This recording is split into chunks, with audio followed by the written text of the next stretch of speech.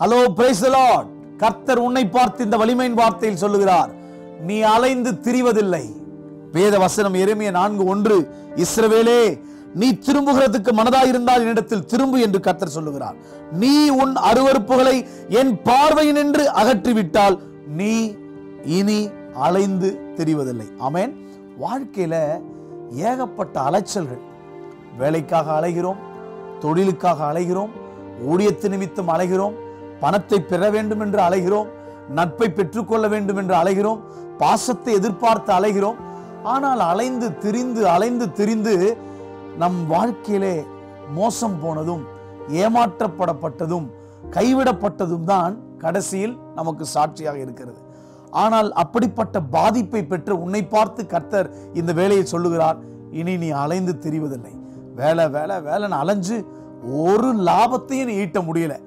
தொழில் இன்வெஸ்ட்மெண்ட் பண்ணி ஒரு லாபத்தையும் நீங்க அடைய முடியல. அலைஞ்சு திரிஞ்சதுதான் டைம் வேஸ்ட். ஆனா லாபம் வாழ்க்கையில கிடைக்கல. சோர்ந்து போக வேணாம்.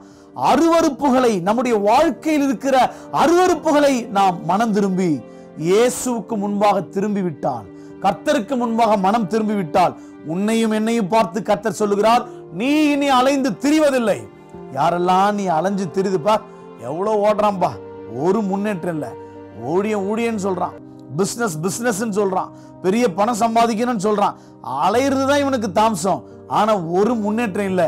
எந்த நாவுகள் உங்களை பார்த்து அற்பமாய் பேசினதோ அவர்களுக்கு முன்பாக கர்த்தர் உன்னை இனி அலைந்து திரிய விடாமல், தாவீது சொன்னது போல், தேவரீர் என் அலைச்சல்களை எண்ணிருக்கிறீர் என்று பக்தன் தாவீது சொல்லுகிறார்.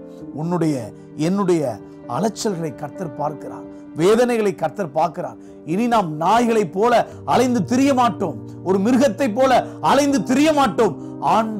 ஆண்டவரால் படைக்கப்பட்ட, அவருடைய ரூபத்தை கொடுத்து சுவாசத்தை ஊதி அவரை போலவே நம்மை படைத்திருக்கிற மனுஷ சாயலான நமக்குள்ளே, தேவ சாயலான நமக்குள்ளே கர்த்தர் அபிஷேகத்தை தந்து இனி அலைந்து திரியாமல் ஆசீர்வாதத்தின் வாழ்க்கையை, நன்மையின் வாழ்க்கையை, வெற்றியின் வாழ்க்கையை, மேன்மையின் வாழ்க்கையை இந்த காலை நேரத்தில் கர்த்தர் நமக்கு தரப்போகிறார். அந்த ஆசீர்வதிக்கப்பட்ட இளைப்பாறுதலின் வாழ்க்கையை பெற்றுக்கொள்வோம். இனி நீ அலைந்து திரிவதில்லை. God bless you all.